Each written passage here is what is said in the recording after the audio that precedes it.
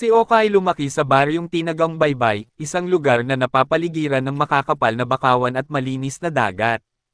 Isa siya sa iilang batang natutong lumangoy bago pa man maglakad. Anak siya ni Mang Dado, isa ring mangingisda, at ni Aling Sabel, isang manghihilot. Lumaki siyang may aral, huwag mag-aksaya, huwag manayra, at higit sa lahat, igalang ang dagat. Anak, ani ng kanyang ama, ang dagat ay ina.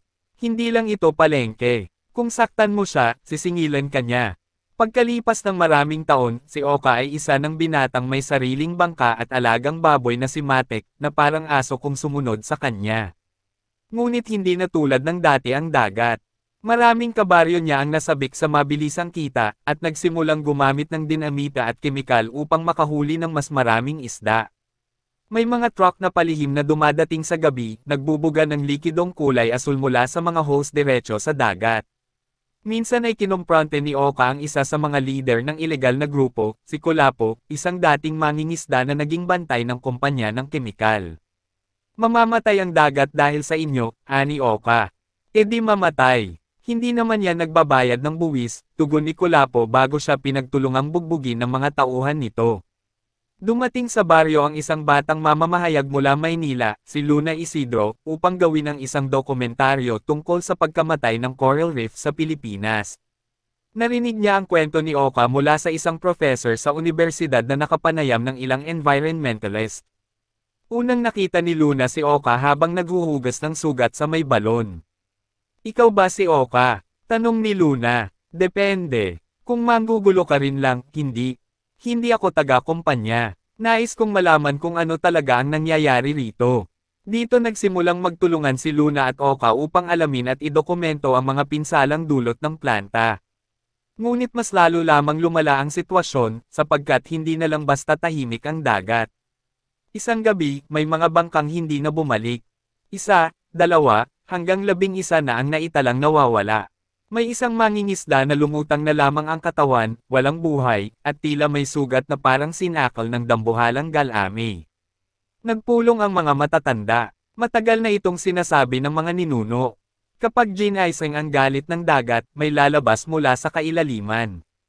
Anong lumabas? Tanong ni Luna. Si Inlababo, ang pugitan ng kailaliman. Tagapagsukat ng kasalanan. Hindi na matiis ni Oka ang konsensya. Sa gitna ng takot ng buong baryo, siya lamang ang nagpasyang humarap sa dagat. Ipinaghanda niya si Matek, binalutan ng puting tela, pinaliguan ng tubig dagat, at nilagyan ng pulang hibla ng damong dagat. Patawad sa ginawa namin sa iyo. Hindi ako banal, pero kung buhay ng mahal ko ang kailangan, kunin mo. Isinakay niya si Matek sa bangka at naglayag mag-isa, lampas sa huling batong palutang ng mga mangingisda. Sa gitna ng katahimikan, lumitaw ang dambuhalang nilalang, isang pugitan na kasing laki ng 2 simbahan, may galame na kasing haba ng ilog, at mga mata na tila umiiyak ng itim na luha. Gamulong ang dagat. Tumigil ang alon. Sa gitna ng dilim, lumiwanag ang kanyang katawan, may hugis parang bituin sa noo. Hindi nagsalita si Inlababo, ngunit sa puso ni Oka, naramdaman niya ang mensahe. Ikaw ay may puso. Nakita ka ng dagat. Sa halip na lumunin si Oka at si Matek, inialay ng pugita ang isang sako ng purong gintong barya, kwintas, at singsing, tila mula sa lumubog na panahon ng mga dato. Sa tulong ni Luna at ng media, ginamit ni Oka ang ginto upang magdemanda laban sa kumpanya. Nagpakalat sila ng mga dokumentaryo, nakakuha ng environmental lawyers, at kinumbinsi ang ilang senador na mag-imbestiga. Habang ang mga ilegal na grupo ay nadakip isa-isa, nagtayo si Oka ng bagong kooperatiba para sa mga mangingisda. Tinuruan niya ang mga ito ng sustainable fishing, pinondohan ang pagbili ng bagong bangka, at nagtayo ng marine sanctuary kung saan ipinagbawal ang pangingisda.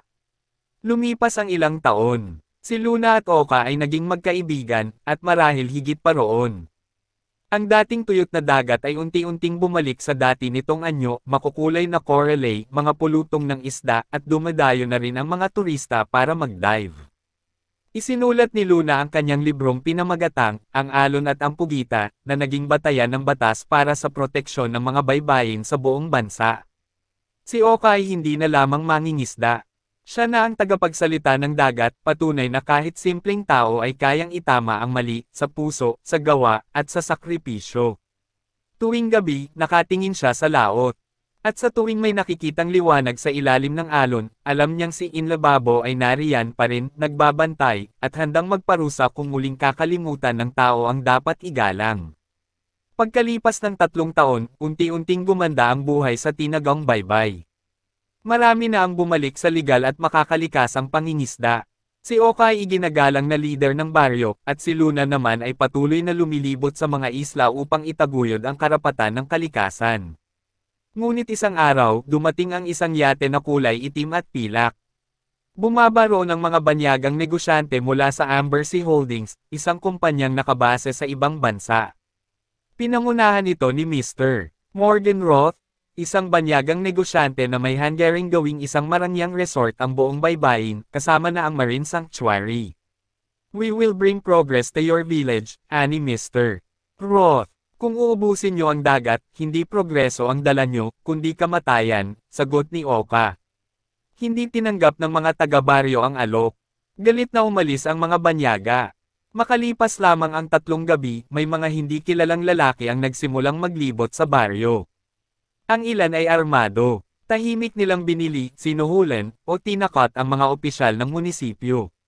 Sa isang lihim na pulong, sinabi ni Roth sa kanyang mga tauhan, "They will not surrender, so we will take the land by force."